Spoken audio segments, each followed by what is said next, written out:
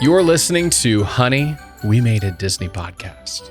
Two friends since first grade, now dads reliving the Disney movies we grew up on with our own kids. I'm J.B. Waggoner. Hello there.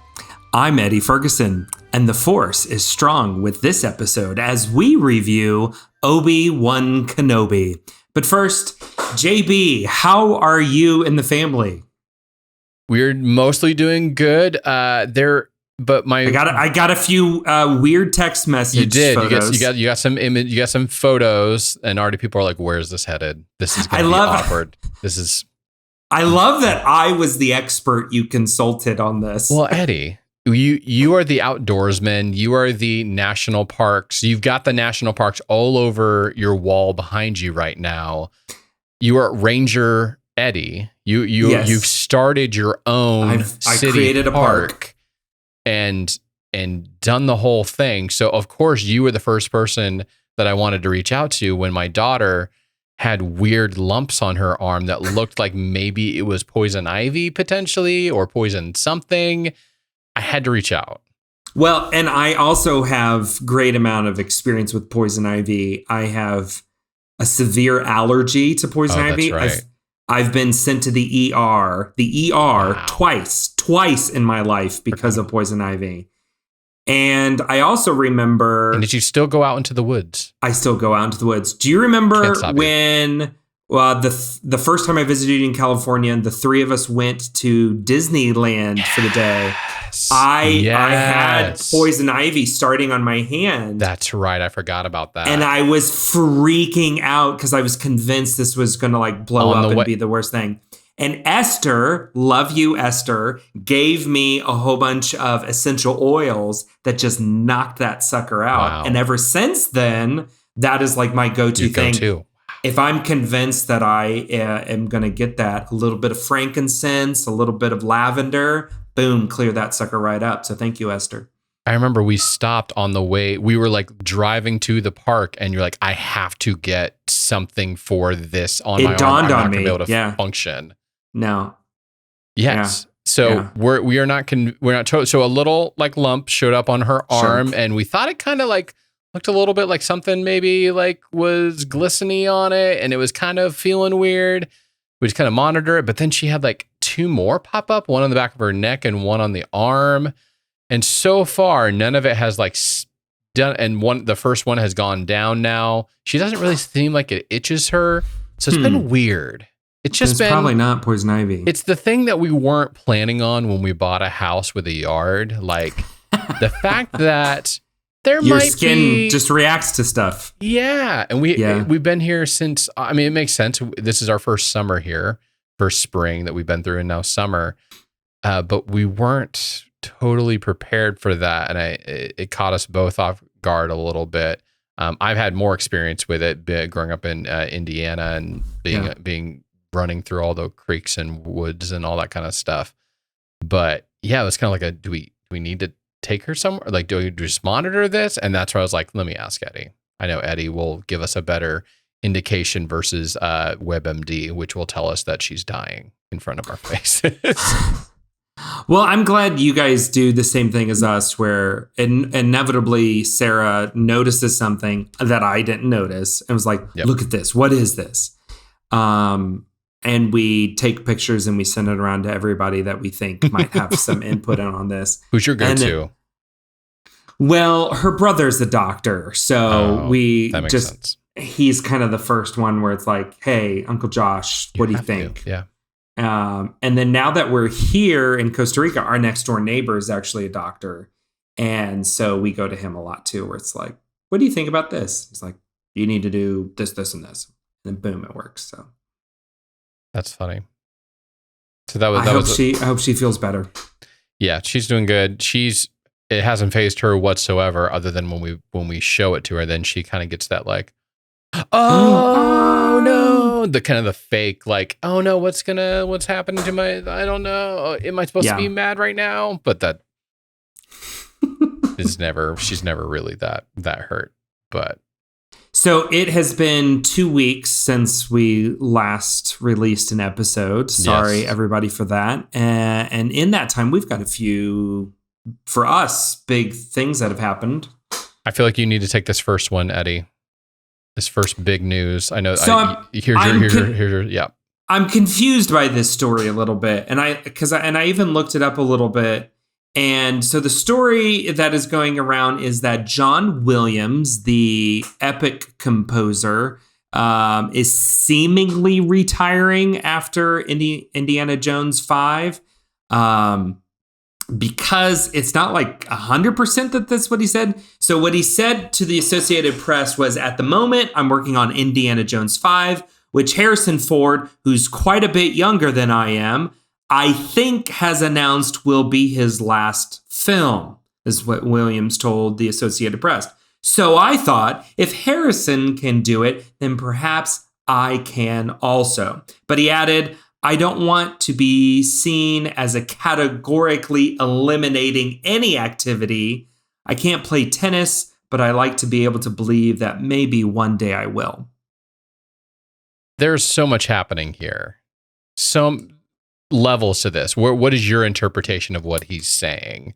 My interpretation is, to be a film composer and to be cranking out the scores like he is, that's quite a lot of work. That's a lot of pressure as well. And Williams has always has tried to have a foot in both the film world and the kind of performance arts world. He is notoriously the summer pops conductor for the Boston Symphony.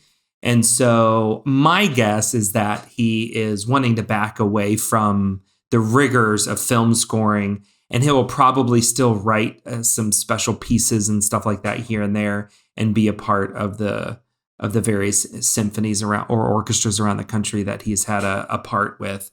Chicago's been another one that he's been involved with that I'm aware of. The thing that strikes me is there something happening? So right now.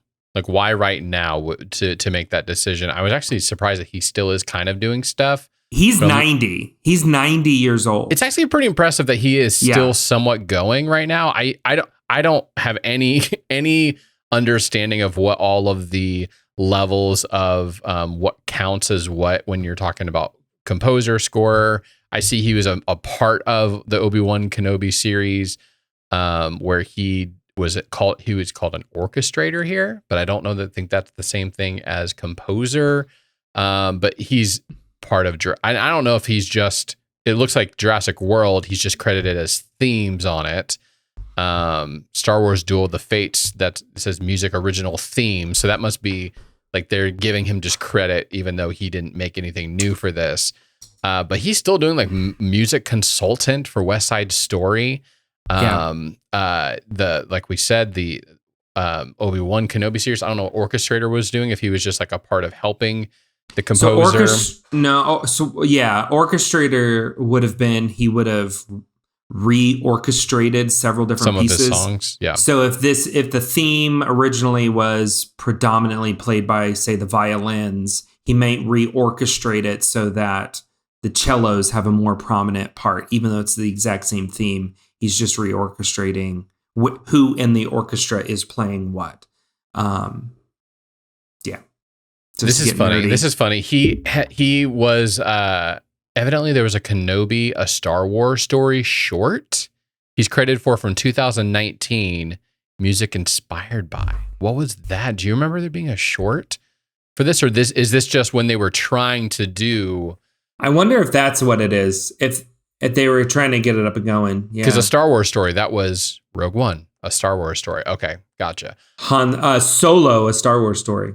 I think he's doing the classic. I think what his words are is the classic Los Angeles industry committal.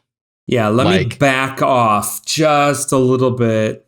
I want to retire, but if you're going to pay me, I might be swooned back in. I might come back in if the offer is good enough. Like, you don't want to go hard. I'm retiring, giving up my wand, or what was it called? The thing that is baton or whatever. Wand. The wand, the baton. He did compose the theme for Harry Potter, though, so you're not too far off with that. It's pretty incredible that he is still doing anything. at the age that he is, and I feel like we needed a moment to just recognize, not that he needs more recognition because he is John Williams, and you say his name and the earth rumbles below your feet. He's done so many distinct and recognizable themes. Star Wars, Jaws, Close Encounters of the Third Kind, Superman, E.T.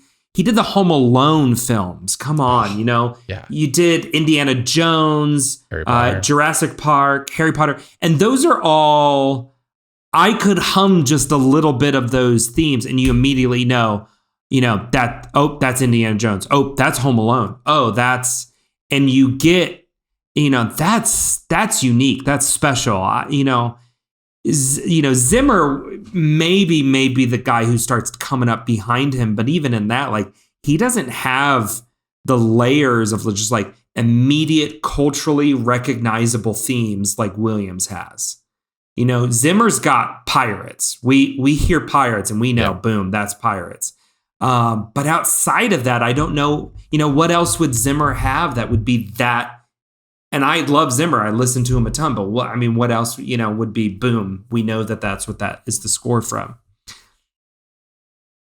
It's an inevitable end, and at the same time, I'm still baffled at his longevity.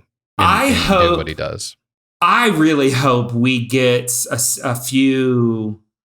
I just want like an epic honoring John Williams concert. Have you been to one of those? Listen to the music of the movie. I have tried to do that, or that's been on my radar so many times. That Indianapolis Symphony Orchestra would do it a lot, and I just never got around to doing it, which is so sad. What would be your one that you would like die to go see? Top one. Jurassic Park, no question. My favorite score. Yeah. Gonna die on that hill. That's gonna be that's your not desert island, but it's your last symphony you can go see of John Williams. Jurassic Park is such an incredible score because the movie is both awe-inspiring and a horror film. Ooh. And that's hard notes to hit just from a cinematic standpoint. Yeah. You've got the sweeping moments like, welcome to Jurassic Park, and then you've got like raptors trying to eat you, and like the whole scene when they're down in the bunker, that is like so classic horror film moments with flashing lights and jumping things and body parts. That's hard on a cinematic point, but from a score point, that the same guy hits, that theme to Jurassic Park is so beautiful and just soaring. And then he's just got these wonderful in the moment beat moments that just invoke such horror. I love it. Yes. So I have a good great question. I have a good comp for you. I think there is somebody, there is another composer that I think can rival him in the sense of like iconic sounds and for big name movies. And I'm actually surprised I'm actually a little, I don't know if disappointed is the right word, but I'm actually a little surprised you didn't say this name. You're going to say Giacchino.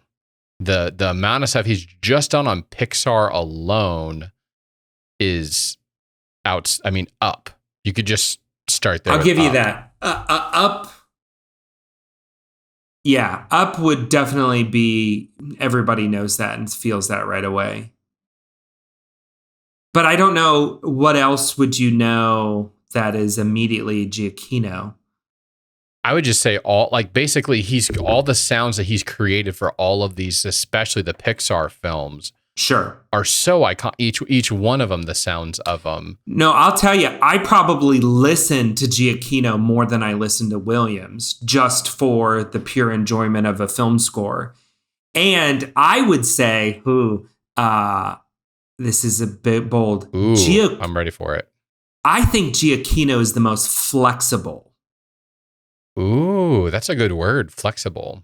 Because you go from Up which is very turn of the century type of sound, to, I mean, what he did with the Incredibles with just the big band swing sound, to what he did with Ratatouille, which is this extemporaneous jazz sound, which is very unique and different. And then you jump all the way over to what he did with like Star Trek, which is space agey, but still, I mean, there's just one after another. And he did my Lost and Alias are fantastic scores, and that's just TV. He did my favorite. Which one? Tomorrowland.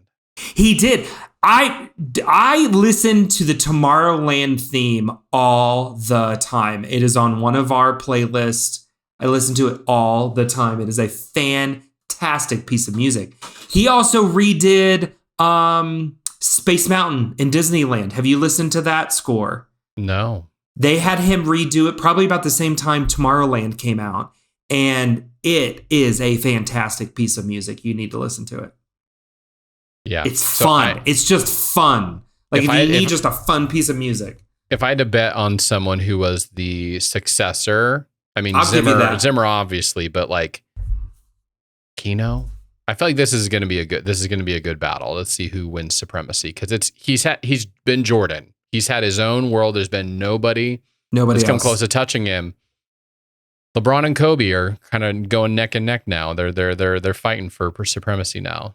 But yeah, I would need to double check, see who's got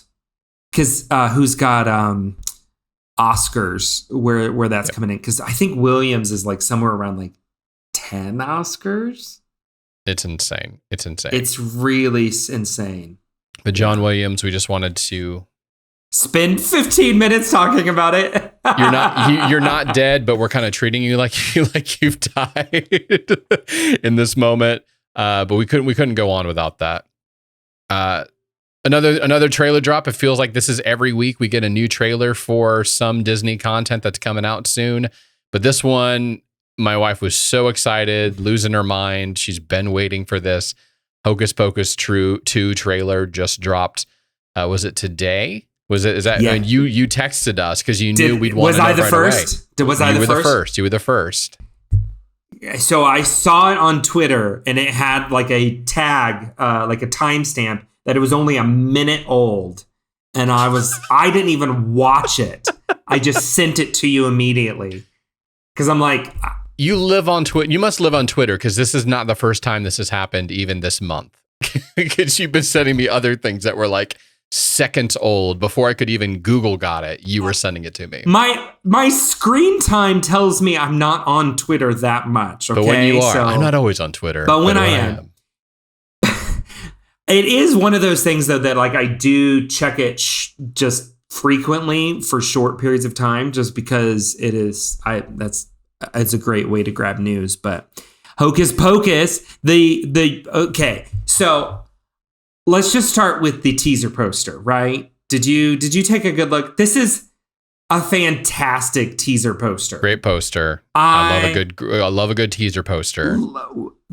Folks, listen to us when we say this. We love a good teaser poster. I had the teaser poster for Return of the King for the longest time until it just disintegrated after so many moves. With Aragorn holding the sword up, such a good teaser poster. This is fantastic. The profile of the Sanderson sisters is so iconic, so clear. And you see them from behind with just kind of smoke and different colors and light coming through. So well done. And this tagline. The tagline is amazing. Give us the tagline, JB. Okay, this is the tagline for Hocus Pocus 2. We're back, witches. Yes! I love it. Thank you for being so fun and playful, Disney. You know what we want. That was one of the first things when I got home today. Just asked my, like, hey, how are you doing? Like, what did you think of the Hocus Pocus 2 trailer? And she was like, oh, it was amazing. It was everything I wanted. I'm so excited. We're going to need to dress up. Like, and then it was just like, okay, what are we going to do? What are we going to do for Halloween? Well, can it fit into our Halloween costumes? And there like, we go. And it's great because it's going to come out September 30th. So we're going to have all of October to watch and rewatch this and to watch the original one. They really did it well. If they would have come out like October 25th or something like that, you can't fully enjoy it. You need the entire month to really enjoy the festivities that is Halloween. So I think it's awesome. And her other comment was, wow, they've held up really well over the past 20 years. So. And it's either a lot of makeup or they really have. Yeah. But yeah, they... you couldn't tell a difference. No. I mean, to me in a first watch. Yeah, it was good. And they didn't give you everything. They got you the premise of the story, these two young girls that turning 16, and that's when witches like gain their powers, and then they light the black candle gets lit, and then you just see them for a moment, and you see them in a one-liner and that's all we needed. Now I'm ready. I'm already bought in. Take my money, even though I've already paid for it because it's going straight to Disney Plus. Are you sad that this isn't going to theaters? I've just now thought about that. No, and I don't think they would have ever done this for the theaters. Yeah, and I think we've mentioned this a few times. This is what I'm loving about Disney Plus is now they have an avenue to make the movies that we've loved from the 90s that wouldn't have an audience today. Yep. You know? It's not going to make $100 million at the box office. Yeah, Honey, I Shrunk the Kids would not would not be made today Mighty if it Ducks wasn't for Disney Plus. Mighty Ducks would not get me exactly. And maybe that show shouldn't have happened, but you know what? It's okay. But yeah, all of these things, I'm totally happy. I'm wondering, maybe you know how they have the group watch feature on Disney Plus? Yeah. Have you actually used that feature? Have you used it? We have not yet. Or do you like Zoom while you do it? Or do you like text each other while you're doing it? How do you like actually have the same?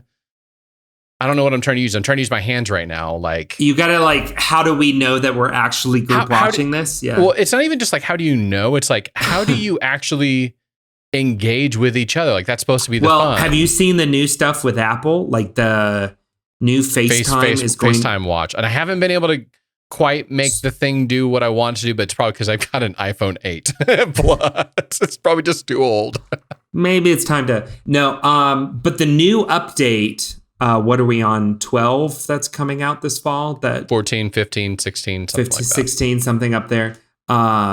That is going to have integration with things like Disney Plus. There we go. So you're going to be able to integrate your FaceTime call and your group watch on Disney Plus and be able to watch it all.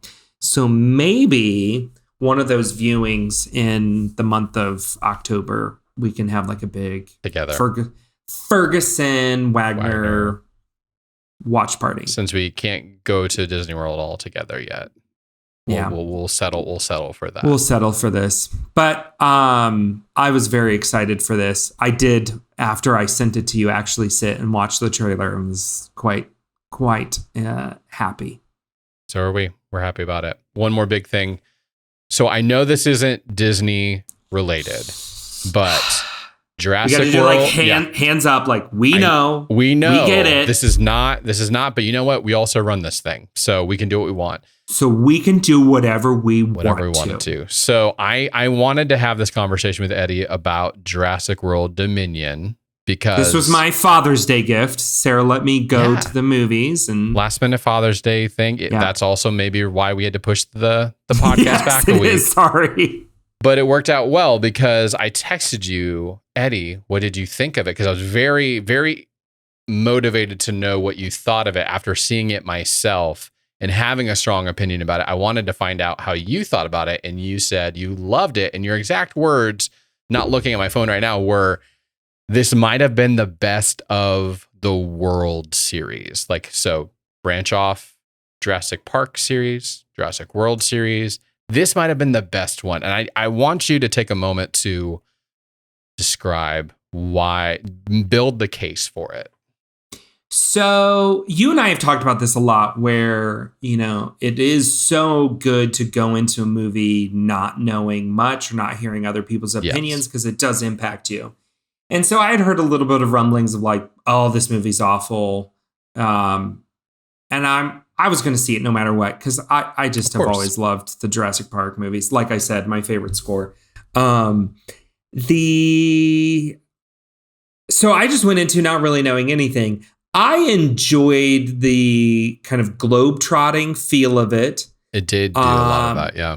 I enjoyed bringing back the legacy characters. I thought that was fun. That's a big hit with people. Yep. And I like that we had kind of concurrent storylines that then collided, and then we had, a big third act all together.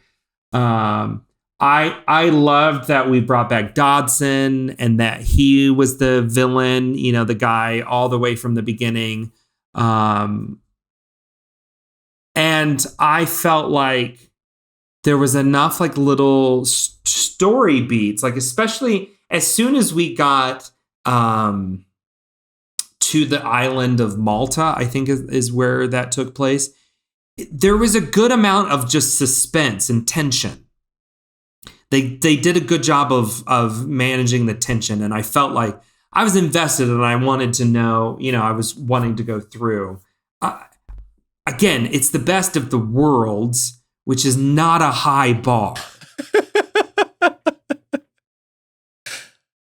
Is there a high bar for 2 and 3 though? Like not the world, but the park series, because those don't hold up very very well.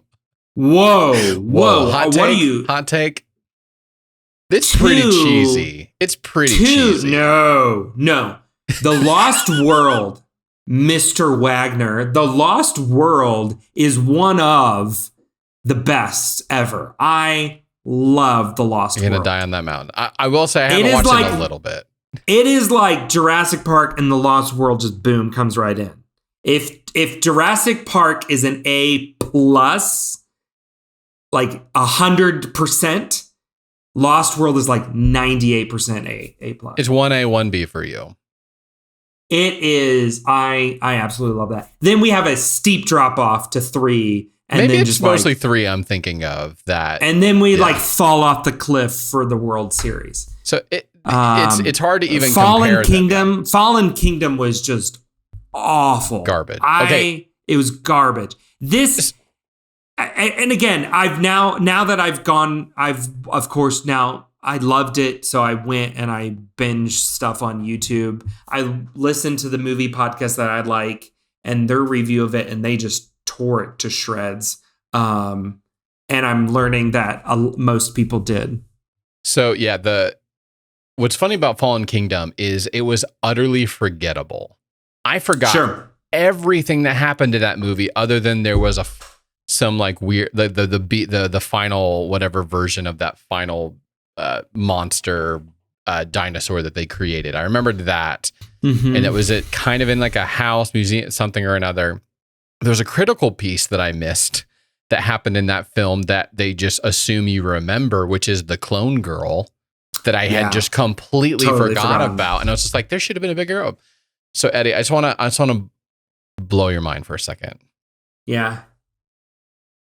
The reason I texted you is because when I went and saw this film, I left because I could not stand it. Now I want you to hold up. I want you to hold up because I know immediately in your head you're thinking, then how can we have a conversation if you've only seen the first 30 minutes of this film? So bear with me. Hold on. Wait. I need to just know this really quick. At what moment did you walk out? I walked out right after Grant is in the dig site and he's spinning around like a crazy man saying, the reason we do paleontology is because it's science and science is truth. And he's spinning around and the teenagers are just sitting there on their phones doing whatever and not paying attention to him. And it's not supposed to be a funny moment. It's not like it was like a wah, wah kind of funny moment. They just go on. And I'm like, what? And then he and Ellie Sattler are talking, and he's like, so how's Frank? And she's like, oh, we're not together anymore. She goes, oh, I was like, I'm out. The dinosaurs were fine. The dinosaurs were great. Like, great. Every word that came out of people's mouths in this film felt like I'm only here because I'm getting paid. For sure. The dinosaurs were great. That. Yeah. Awesome. Well, I won't say most of them. The Plunko style Triceratops that they rescue was so fake. But it was animatronic. It wasn't, but like we've seen great animatronic, like even I don't understand the spitting ones that come up again in this were great. But the baby Triceratops was so bad. So I was just like, I'm not invested in anybody. I didn't even make it to Jeff Goldblum. But have you seen this? So this is what happened. So I text you and I'm like, I have to find out. Eddie had to have hated this film too. And then when you said might have been the best Jurassic World movie, I then decided in that moment to be able to have this conversation, I have to go see it. So I went on a Tuesday night the first time, which is $5 Tuesday night at AMC or $6. Yeah. And I already had set the bar low. I was like, if this thing sucks, because I had a team member go off on it. I was like, if this thing sucks, I was already priming myself to leave. So then when you said that, I was like, I have to go see it, but I'll go see it on a Tuesday night. So I still spent less on 2 screenings on a Friday night, on a Tuesday night, than I did if I would have gone on a Friday night at like prime time. I already spent less. So it was like, it's fine, whatever. 2 reasons to go sit in a dark theater or whatever. And so I think that already leaving once, like already coming back in and go, okay, I have a better understanding of what the film is and what's going on. And for me, the dinosaurs were great. The raptors, as they're chasing them in the city, all great. These people did not want to be on screen. No, none of the original cast want. Bryce Dallas Howard is the only one who actually looked like she was trying. But the problem is she wasn't good trying. No, she wasn't. Her parenting stuff, they should not be in charge of kids. Like they were. It's not that they were bad. Chris Pratt. What was that? I don't understand. The whole around the campfire, and he tries to play I'm the tough dad. The whole first act is awful. The whole first act is unbearable. Yeah. I started laughing. That's why I left. I started laughing at prehistoric locust. Seriously, folks? Prehistoric locust? And then that was not a good choice. No, come on. But then it was a Monsanto play. I know. But then you also had that opening. So I don't know if you saw, but like 6 months ago, they released like this prologue that is epic and amazing, and the T-Rex at the drive-in theater and all that. So good. I was looking for that. That's not in the movie. It's nowhere. And instead, it's a Now This YouTube video that is like, let's explain everything for all of you who, forgot everything about the first 2 movies. Yep. And it was just so forced and so cheesy. Then you had that weird sequence where they go and they rescue the baby Triceratops. So inconsequential. It's inconsequential. I don't need any of that. You're introducing this character, these characters that I need later on. I didn't really need that. That could have been one line of exposition like, hey, we worked at Jurassic World together. Okay, boom, move in. Cut that and give me the really cool prologue. I would have been dedicated to the story sooner. What drew me is the third act. I liked the third act. It was better. Once we got to that preserve, and you had and again, yes, horrible acting all throughout. Like even the Dodson guy was what? I'm going to hold off. We need to dedicate some time to him. But yes, keep going. The performance was confusing and just didn't make sense. Never mind. Let's talk about it. He was horrible. He was not believable. He was supposed to be Tim Cook light. Yes. And they're in an Apple space station like building. It was the only reason he got this job was because he looked like him. And they're just looks like Tim Cook. We'll kind of stick it to Monsanto over here and all the bugs. We're going to stick it to Apple over here and all the tech giant. He was not a believable bad guy. He was not intimidating. He was oafish. No, and this is so bad.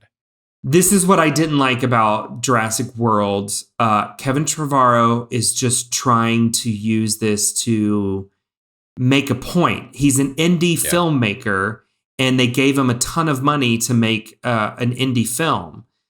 And when it's on a low scale, you're kind of like, okay, I understand. I give it to you. But on this, it just becomes absurd. It's putting a magnifying glass to stick figures and putting it up on a screen. Like, okay, it was cute when it was just like, oh, my kid just drew this little stick figure, but now we blow it up. Wow. I enjoyed it. There are times where I didn't know anything about this movie, and I just had some popcorn, drank a soda, and watched some dinosaurs eat some people. And that third act, that's where I was like, okay, here we go. This is fun. We're in the, because there was less talking there. It was just there was less talking. Exactly. There's the scene, the dinosaurs in the caves. Like, that was scary. That was good. I'm like, there we go. Like, I actually jumped at one moment. I'm like, wow, I haven't jumped at any of these movies since The Lost World. I don't know what they're called, but the spitting dinosaurs that came in at the end, like to finish them off. Spielberg's inventions. Yeah. Yeah. Those were super cool seeing them again. Did you enjoy the Easter egg or not the Easter egg, but like the callback with the can of shaving cream that he kind of like loses, but it was kind of, is there anything in there? The real question I have is Dr. Wu. Was it good that he got redemption in the end, or was it like he should have been eaten all along? How did he not get eaten throughout this entire thing? He's been like the single thread throughout this entire thing of just bad decisions over and over again. And in this, he's just kind of like sad Dr. Wu. Yeah, it was unbelievable because you never got to see what made him change. So it's just all of a sudden he's sad Dr. Wu and he's had a change of conscience. Why? Yeah.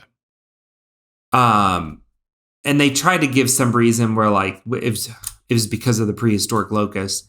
And I can't even believe like that's the major plot mover of this whole movie is giant locusts. Really? I will tell you the moment in the third act that it lost it for me was when they were on fire. We had flaming prehistoric locusts. What? And they're still going. They're still and they're still going. I want to sit in on the meeting. How did this get made? where Trevorrow is pitching this and Spielberg's like, oh, that's great. Because Spielberg has full executive producer rights over this. I mean, he and from what I heard in interviews was like he was very active and involved in all of this. And I also heard that Trevorrow pitched this film, like he pitched all three films of what was going to happen, or at least specifically this ending, Okay, let's get there. Let's go right there. All the marketing says this is the end. It's the epic conclusion of both franchise, Jurassic Park, Jurassic World. Which we all know is not true. They're going to need, in 10 years, they're going to need to redo it. Yeah. But even in that, what? No, what are you concluding? There's no conclusion. It's just like, and then we all lived happily ever after in It's like, did we? Is that really what the suddenly it gets like? I almost appreciated the opening montage more when they showed like doves flying and then like a pterodactyl swinging in and getting them, and then a little girl being running around from these little tiny things. There's almost a piece of me that like that better than the than the we are all living cohabitationally with animals. It's like, this isn't going to end well. What are you talking about? So I heard one critic put it really, really well. What made Jurassic Park work, and I kind of alluded to it in the when talking about John Williams' score, but Jurassic Park was still a very intimate story. It was a handful of characters going through a very specific, small set of events. It was extraordinary. And because of the scope of the storytelling, it felt bigger than it really was. But the world was not about to come to end, right? Especially in the World series and the last two, you just, this is the end of the world. This is the end of the world. And it's kind of what I think Marvel was starting to realize. You can't have the end of the world in every movie. Every single one, yep. Mm-hmm. And even those movies are, me, love a good end of the world movie, but those are a very specific subgenre, and you can't do good character development or good story development in those movies. It's the big idea. Everything's just serving the bigger idea. The moon is going to crash into the world. Yeah. I still haven't gotten to see that. Don't do that. So I think that's what we're feeling on this is you've just got too big of a scope, and you've got people. This is they're contractually obligated. At least Bryce Dallas Howard and Chris Pratt. Chris Pratt, you can see, did not want to be there at all. Nope. He's like, Marvel is paying me way more money than this. Why am I here doing this? What do you think about Jeff Goldblum, his performance in this? He was also in that camp of probably... He almost became his new... There's a newer version of Jeff Goldblum that's been in all of these apartments.com commercials, and he's lived up to his new cult like following now. And so he had that persona most of this film. I went back and rewatched the opening to Jurassic Park, and that was when it dawned on me of like, this is not Ian Malcolm. This is Jeff Goldblum in this movie. The scene though that annoyed me so much was him trying to type in the passcode, and they're trying to be funny about it while the dinosaur's trying to get him. He's like, "Oh, is it this one? Is it this one?" And he wasn't even selling it. And this wouldn't have been what he would have done from the original guy in this. It was, so I felt I just didn't like it. I didn't care for. It's because if it was just randomly, hey, Jeff Goldblum's going to be in this random film, maybe that would have worked, but not because his character already existed in this world and it wasn't the same guy. Well, his cameo in Fallen Kingdom made a lot more sense than this. Oh, see, that's the thing. I don't even remember him having a cameo in Fallen Kingdom. What was it? The only reason I remember this is because before I went to see Dominion, I watched one of those like YouTube videos, like the Jurassic Park series in 10 minutes, to catch you up or whatever. He like testifies before Congress or whatever, why they shouldn't save the dinosaurs. So why would you rate? So I have fonder memories of the first Jurassic World one, not because it was a great, but the story drove you straight through. Pratt was better in that film. Bryce Dallas Howard was better in that film. I loved the side characters in that film even more because I'm big love. What's his name from? I forget the New Girl. Love that, even though my wife hates that show. Why would you rank this one higher than that? Or have I swayed you with my persuasive abilities? Yeah, you've definitely swayed. Yeah, I don't think it is 10 points for Gryffindor. I still would go with Jurassic World as the top of this series. But with that being said, like Jurassic World, the dinosaurs are really bad. Oh, so you're going know what I mean? more dinosaurs. The dinosaurs were better in this film. Jurassic World was a step down from Jurassic Park, even though it was shots fired. Don't you agree? Like, they're so bad. It's such bad CGI work. Yeah. And at least in Jurassic Park, yeah, there's a few moments where you're like, okay, that ages a little bit. But most of it, the T-Rex stuff in Jurassic Park, very little CGI work has ever come close to touching that. It is amazing. It is amazing. I'll give you it that. Looks it's iconic. legit. Yep. Yeah, so that's with Jurassic World and this. I don't know. Yeah, I mean, it was fun seeing a full-fledged park. It was fun seeing, I couldn't stand Bryce Dallas Howard's character in that movie. She had more of something sort of an arc in that, though, compared to this, where it's just like the same note. I give her credit. In the first movie, she spends the whole movie running through the jungle in high heels. I think that became like a political talking point for a while. That alone, I'm like, give that woman an Oscar nomination. Oh gosh, yeah. So I don't know. And maybe we'll get to this here in just a little bit as we review Obi-Wan, just to tease my feeling on that. I always get my hopes up for revisiting some of these beloved things. And inevitably, it feels like my heart just gets broken. And I think that's a good segue into what people may have clicked on to watch this. It was a series we were waiting for. It was and thank you, audience, for just indulging our friendship.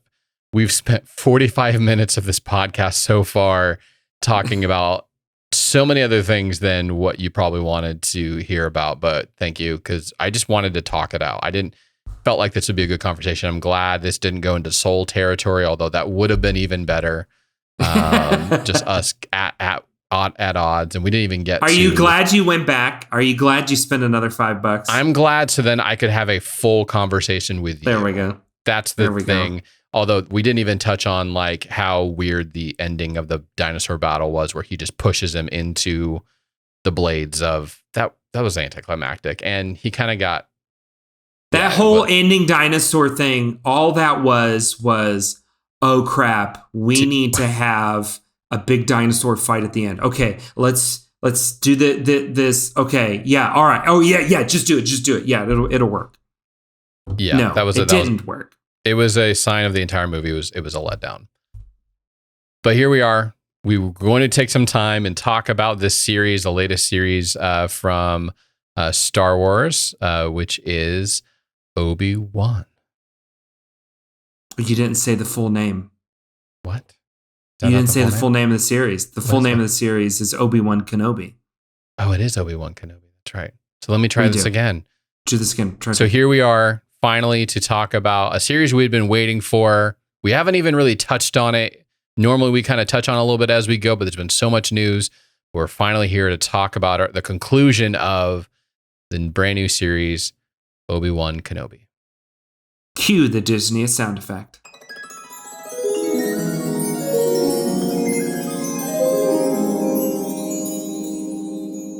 Okay, Eddie, here we are. Obi-Wan Kenobi. IMDb description for this series is this. Jedi Master Obi-Wan Kenobi has to save young Leia after she is kidnapped, all the while being pursued by Imperial Inquisitors and his former Padawan, now known as Darth Vader. I am 100% sure they changed this description throughout the series. Like, this was for sure not there when this thing started off. There's no way they would have had Leia in there. Probably wouldn't even like put Darth Vader fully in there. So I would love to be able to do like a internet research and see what was the IMDb description if there was the original. Because that's funny. But Eddie, were you on pins and needles waiting, like anticipating this film coming? A lot of people I knew were so excited to see it because it almost didn't happen. We almost didn't get it because it almost got canned after Solo. Yes, I was super pumped for this. And I think we even have alluded to it multiple times here leading up to this as it got confirmed or filming and the first trailers. I think we've touched on it here all along the way. I always have liked the Obi-Wan character, even in the original series, that I can remember just connecting and resonating just kind of with that, the old man, wise counselor type of role. And then love Ewan McGregor. And I think there's like just a resounding agreement of he was probably the best part of all of the prequels. Yes. There's not too much to hold up there when you remember some of Hayden Christensen's performances there. Natalie Portman was good. Natalie Portman was good. She had some good one. Ewan McGregor, he's the everybody can disagree. Let's just all agree he was a perfect Obi-Wan. Yep. Okay. Good. Let's move on. Call. Yep. So I was really excited for this, and was eagerly anticipating it. So was I because of being burned so often, and then most recently by the Boba Fett series for the majority of everything Boba Fett related, and that I was very cautious going into this. I was scared. Are they going to ruin this character for me? I didn't think they would ruin the character. I was just worried about where it was going to go, what we were going to cover. Was I ever going to see really awesome Obi-Wan? Like, was I going to get that, or was I going to have to deal with them doing the Rian Johnson? We're like, what's the one thing we want you to do? We want all the fans want you to do the opposite. Let's do the opposite. Let's do the complete opposite of that. Let's destroy one of the greatest characters in movie history. Why can't we just have more people like Top Gun, where they're like, oh, you want to see Tom Cruise fighting in a fighter jet and knocking people out? Oh, we will do the very thing we want you to do. We'll try to do some new stuff in it, try to whatever, but you're really just here for Tom Cruise to be the guy that we want him to be. Fly some airplanes really fast, and guess what? You're going to make $1 billion if you just give people what they want. Yep. So that being said, the first 3 episodes scared me. Terrified me. I'm not going to lie. Might have fallen asleep in the second episode. Ooh, that was... I was in JB territory on this one. Which one did I... Oh, yeah, I fell asleep. Was it Boba Fett? It was Boba Fett or something. I feel like you fall asleep quite a lot in some of these. There is several that... Because you always have to wait till the kids are asleep, and then if you got up at that early... True. No, I think it was Boba Fett. I think I actually did fall asleep. Or Loki. It might have been... No, it was Loki as well. I did both of them. No, yeah, first 3 episodes. I'm like... Guys, I don't want to spend 3 episodes while Obi-Wan finds himself again. I just want us to quickly get in. I don't care that he's riding a train to work. I was worried in that second episode when they have kind of this weird battle, he and Darth Vader, and he doesn't have any force power hardly at all. I'm like, oh no, this is going to be a repeat. Are you talking about episode 3 with the fire? Oh, that was episode 3. Yeah, it was episode 3 with the fire and all of that. Yeah, at 3 was where I fell asleep. I fell asleep on 3. So you missed. That was pretty intense when Vader comes out and he's like snapping everybody's necks left and right. I was just like, oh no, man, they jumped really. I was awake for that. I remember all of that, but I was a little worried in that moment of like, oh no, we're gonna get a weak Obi-Wan. We're not gonna see. And basically, like, we this did. Is the direction they're going. We basically got sad. We got sad Obi-Wan for 3 episodes, and by the end of 3, I kind of had a little bit of hope because we got more Vader. But I was like, are we ever gonna get? Am I gonna get enough? Because I've left definitely a lot of series like Moon Knight. I didn't get nearly enough awesome kicking Moon Knight. Half the time we got Moon Knight, or 3/4 the time we got Moon Knight, it was like we got the other guy that doesn't really know what he's doing. Quick and yeah. But so for me, this definitely turned around at the 4th episode. Mm-hmm. I liked the 4th episode quite a lot, where you're in the Fortress Inquisitorius, the headquarters there. That was cool. That was a cool episode. I really, really liked that. And I feel like that was the moment where this started to turn around for me quite a lot. It was such a cool kind of different underwater, like it's coming out of the ocean, but you're still getting that green, like tint water underneath everything. And I just love the energy of that space. Yes. The callbacks to previous films. So Film Crush was talking a lot about, or no, Screen Rant. I forget. Ryan Airy, I love you. You do the 30,000 Easter eggs in every film. Screen Crush. There we go. I knew it'd come to me. There we go. Screen Crush.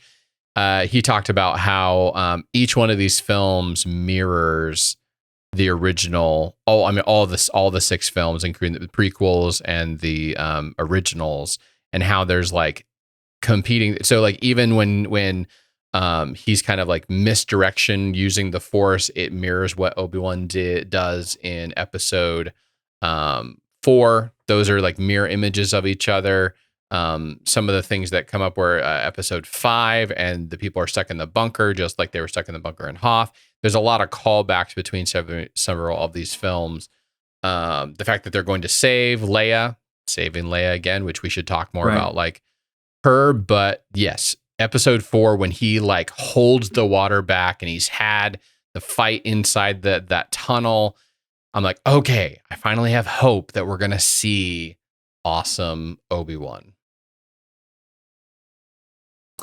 Yeah, and you've definitely get this nice turnaround in 5, and then definitely in 6, where we just see, here we go. Here's the Obi-Wan that we've wanted to see. I don't know if you saw Story by Andrew Stanton had a heavy role in 5 and 6 in the story, which was interesting. He keeps popping up in different things like Stranger Things and this. I got to bring this up here. I think the biggest thing that I am disappointed in all of this, again, I'm going to kind of come back to some of the things that we said with Moon Knight. The series is called Obi-Wan Kenobi. I wanted more Obi-Wan. I just wanted more Obi-Wan. And nothing against the actress, but I thought Reva was just a really weird part. It wasn't a well-written character. It was just so one-dimensional. And I didn't want it. Yep. I just never found myself caring. And I know like they really tried to make it like, oh, you know, you're feeling what she's feeling and emotional flashbacks and everything. And I'm like, nope. I'm not. I came for Obi-Wan Kenobi, and you're spending a good 25% on this new character none of us have really ever heard of, and trying to make us care about her in 6 episodes. Can it?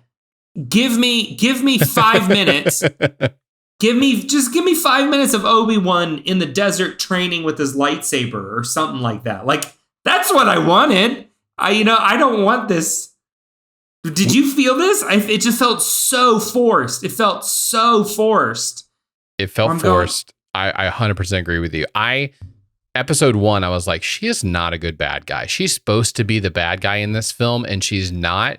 And so then when we're in episode 5 and we get the turn, we'd always kind of like figured, I think she's from that opening sequence. Like she's probably one of them. So the turn of it, oh, this is all a long con to get Darth Vader. I was like, it actually clicked in my head. It was like, this actually, it doesn't work, but it makes more sense because she's never been a good bad guy because she was never a bad guy. Right. She was always trying to just get vengeance and justice on Vader, but she could never fully embrace being a bad guy. It made more sense. It didn't necessarily help me feel like great about her. And in the final episode, I'm like, what are you even doing? Why are you going after Luke? There was no like explanation of like what the desire was. It's like, how is this going to help you get Vader? Or is it you're just coming for Luke because it's Obi-Wan's in charge and he's the reason that you're in here. And why was she going after Luke in that last episode? Other than she was just deranged. The whole sequence didn't make any sense. It was not even tense. Like, it didn't make sense. You know what I mean? Like, I think they were trying to build tension and just kind of build up the ending even bigger.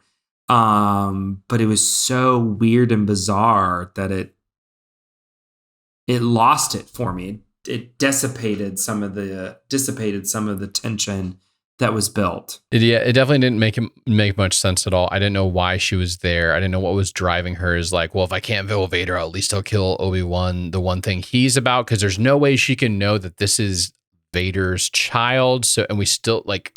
Well, she reads. Well, she knows that it's Vader's child because she reads the hologram message. But they didn't like say this is his children. His child. Yeah. They just said that the boy. The boy with Owen, with the boy with Owen, that you're supposed to be like taking care of. So it was forced. It wasn't. It wasn't. I wanted more Obi-Wan, and I wanted more. Vader. I was pleasantly surprised. Like, I liked the training sequence that they added with Ewan and Hayden. You know, flashing back. Could have made Hayden a little bit younger, but. Whatever. A little bit, but it worked, you know, especially for a Disney Plus series. I think they knew that this didn't hit exactly what they wanted. That's why they released half the series right up front. Because you had the first 2 episodes dropped on a Friday, and then the third episodes dropped on a Wednesday, and then we had the next. It was a short time, but yeah. But it was good. I enjoyed it. That final lightsaber battle between Vader and Obi-Wan, and that line where they cut half of his mask off, man. And you see his face coming through it all.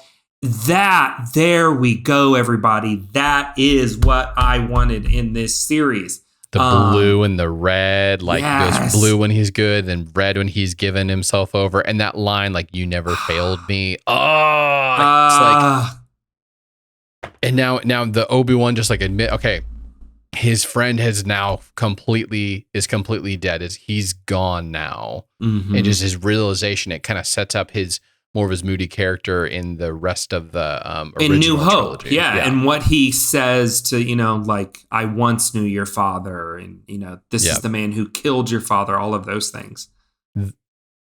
I'm sure you, like every other person that I've talked to, have watched this. Every single person said the line without when Obi-Wan is down in the pit and Vader's over top of him. Everybody I know has said the same thing. That the line didn't happen, but everybody was like, I can imagine. We were expecting Vader to say, "Who has the high ground now?"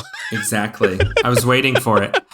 I actually said it out loud while we were watching it. 100%. I did too. I was like, "Who has the high ground? Who has the high ground now?" And I think they just knew. I bet you it was there, and they were just like, "Everybody's gonna say it in unison. Let's just cut it. Let's just leave that moment for everybody, all the fans, to say it." It was amazing.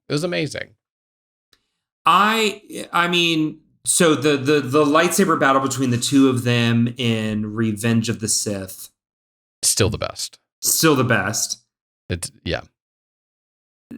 Where does this rank? Is there anything that takes second place over this one? There's been some good ones in the newer trilogy. Like some of the stuff when Rey and honestly, yes, a lot of the ones in the newer trilogy, because that's when the first time they really had actual color, like reflections on people. Like if you look some of the old ones, it's because all of it was in post, so you don't get the natural. But some of that stuff is like great, like when Rey and him have their first fight. Although she does learn how to fight with a lightsaber really quickly, but even in the last one there was. But no, there isn't another fight sequence as good as Return of the Sith. I think why whatever. Revenge of the Sith. There we go. I knew it was our word. what is so good about, their two battles, the Revenge of the Sith and now this one in Obi-Wan Kenobi, is that it is not just a battle of lightsaber and skill, which it is, and it's amazing, but it's also a battle of character. Yep. You see two very complex, well played out characters, and there's this tension of the characters as well, and the lightsabers just happen to be the mechanism of which character. Maybe I'm reluctant to say that this is the Obi-Wan gets second place. Probably for me, the second place one is the one from Return of the Jedi when Luke and Vader are fighting. And for a very similar reason, right? It's not so much about the skills and the amazing technology of the lightsaber, because they're so much more restricted in that one. But it's the tension of the characters, and you feel this. And that one in particular, I just remember as a kid loving it so much just because of the drama built through all of that. And I think that's why I liked this one so much, is that they did a really good job of giving us those beats, those breathers, and they would have a character moment. Yep. The rocks. I mean, the rocks. That was incredible. Obi-Wan pretty much loses, and he has to find his strength again in the midst of all of that. And then he has this epic comeback where you're like, there we go. There's the Obi-Wan that we've been waiting for. And that final moment in that battle with Hayden Christensen, that was so good. That was so epic. So well done. Pivoting a little bit, we need to talk about Leia. Did not see Leia coming in this because they had all, like, we had seen a little bit of Luke, like him looking through the binoculars at Luke. Was not expecting a turn where we're actually getting little Leia. And were you excited about that? Were you like pleased with it? So my initial reaction was like, oh, cool. Like, I like this. Mm-hmm. This is fun. Yep. There was a few moments where the little girl just kind of annoyed me a bit. Yes. And then she kind of warmed up to me because I'm like, okay, well, this is Leia. She is kind of that feisty princess. So this makes sense where this is coming from. It's just not an annoying little kid. So I had that little bit of journey. But by the end, when she comes out, like her final moment with Obi-Wan there when he lands, that was so cute and adorable. And just like, okay, this was a great direction to take this, to give him this adventure with Leia. The worst part of I loved her by the end of it. I was like, yes, I want all the good things for you in this world. Yes. The worst part of it though was the first episode, when for 2 episodes nobody can catch this little girl who's not even that athletic. It's not like she's like some little like really spry and jump over here. She's like just running like a normal speed and stuff and not going very quickly. And everybody acts like they've never had to ever stoop down and catch a little girl before or a little kid before. And they're like, oh, I don't know what I'm going to do. Oh, no, you're running all around. Is this because you and I are pretty well skilled at it now? We are really skilled at it. But it looks awkward. Like they're not even trying, because it's almost like they took, I'm closer here than I thought. There's some Three Stooges moments, where they're like falling over themselves to like catch them. Or I'm like, this is weird. This is odd. Yeah, but even Obi-Wan, same issue in on the planet. He can't really figure it out either. I don't know why they had to. I don't know if it was just bad editing or they literally had nothing to go off of. They should have. I don't know what they should have done, but it was bad. Like anytime someone trying to catch this little girl, they just were so inept at it. Yeah. What did you think about the ending, the very final little moment there? Teased throughout. Yes. Well, this movie had so many little endings where I thought it was done, then it wasn't. And then it's like, oh, now we get Leia's ending. And now we get... we're like, did Peter Jackson come and direct this one? That's a great comp. That's a great comp for this. This is the sailing away at the end, and then this goodbye to Bilbo, and then blah, blah, blah. And so then you get the hello there. We're waiting the entire thing for him to say hello there. Hello there. He said hello, but he didn't say hello there. So he says that to Luke. That was great. And then I think I'm done. I'm emotionally done with this film. I think it's going to hard cut to black. And then we get Qui-Gon finally. We had to get it. If we would have ended it without that, I've been like, well, then why didn't we never paid off the Qui-Gon? So that was cool. And it also kind of set up like, where are they going? What's going to be season 2? Cross our fingers. Do you think they'll do a season 2? All signs I've seen is that the cast wants to be a part of this. Ewan McGregor still wants to do this. I think they've ushered it into this can totally head off into him and Qui-Gon can go have their own stuff. We have fully capable Obi-Wan now. So he can actually go spend a whole series being awesome like he was in the Clone Wars series, the animated series. I've got high hopes, and I was glad they paid it off and didn't just like him try to communicate with them the entire series and then all of a sudden, just kidding. I'd be up for that. I'd be up for just give me a full-on Obi-Wan series. Maybe you know what'd be awesome is if they went and fought Darth Maul again. I don't think that's part of any other piece of canon or any other series, but Darth Maul is back. Yeah, he's in the Clone Wars, so that would make sense. I like that. Let's pitch that. We're going to call them right now and tell them that they need to go do this. And I hope if they do a second season, again, the Reva character, I understand what they're trying to do there.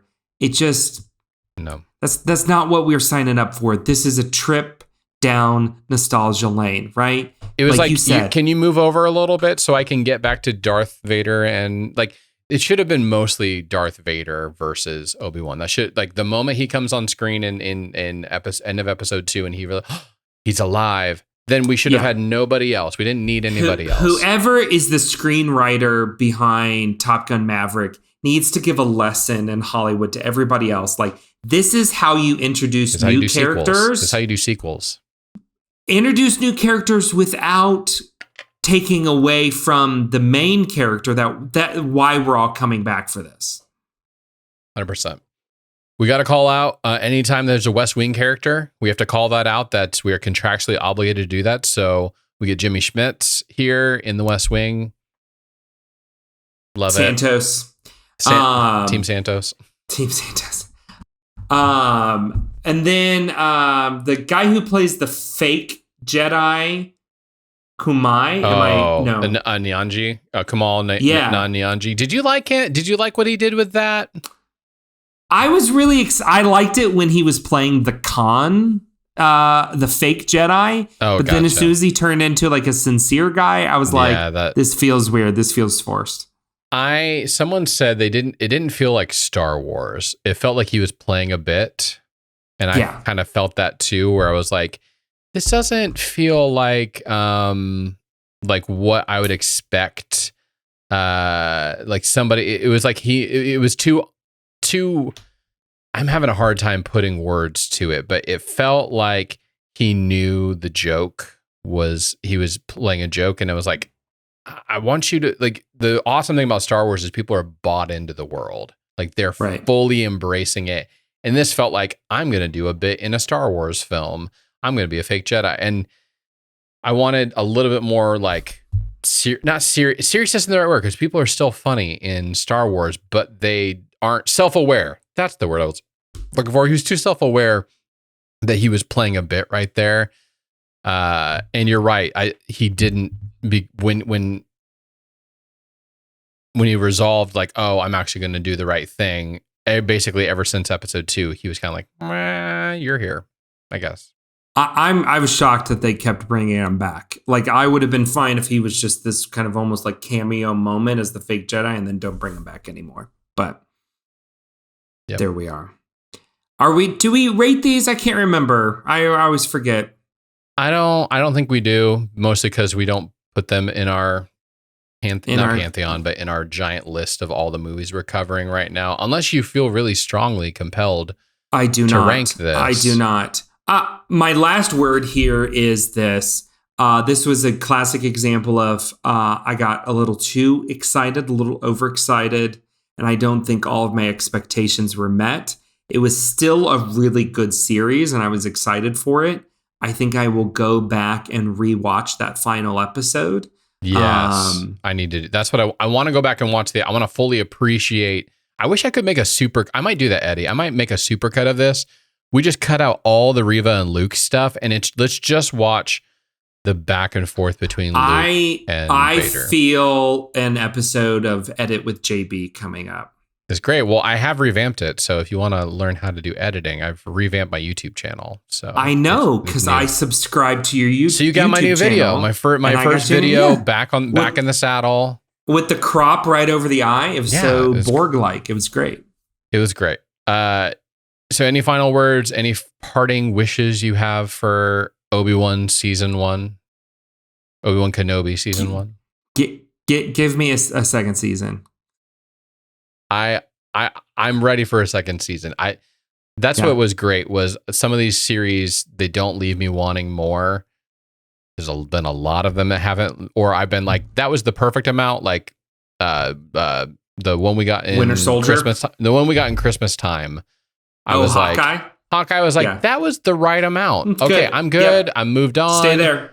No more. Hawkeye, other ones, they spent low-key, they wore out their welcome. It was like, I'm not into this anymore.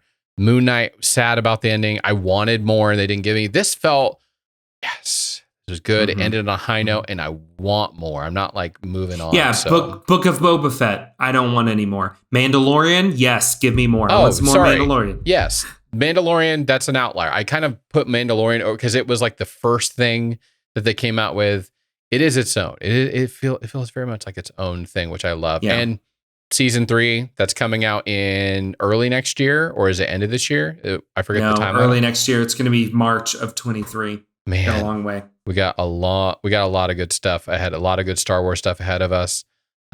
Just seeing all the teasers of stuff that may or may not be happening. Who knows? Maybe we'll get some Kevin Feige going to do something. It's mostly rumors and speculation, but I have low expectations for Kathleen Kennedy.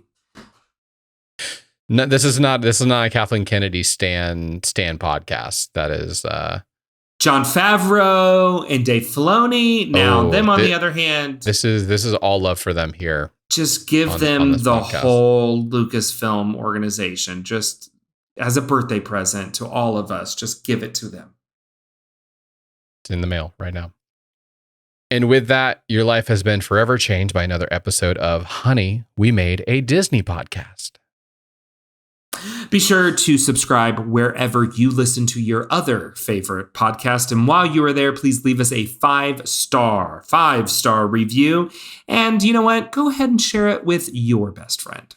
You can also check us out at honeywemade.com. You can see our full movie list as we continue to go through all of Disney's movies from 1988 to 2005. That's what we're normally doing, although we do take breaks here and there when there's great series on Disney Plus. But next week's episode, we teased it last week, but had to take a little bit of a break and had to prepare ourselves emotionally from all the great stuff in Kenobi and fighting over Jurassic World Dominion. But next week's episode, we are going to review Disney's The Kid. Thank you for listening, and remember, may the Force be with you.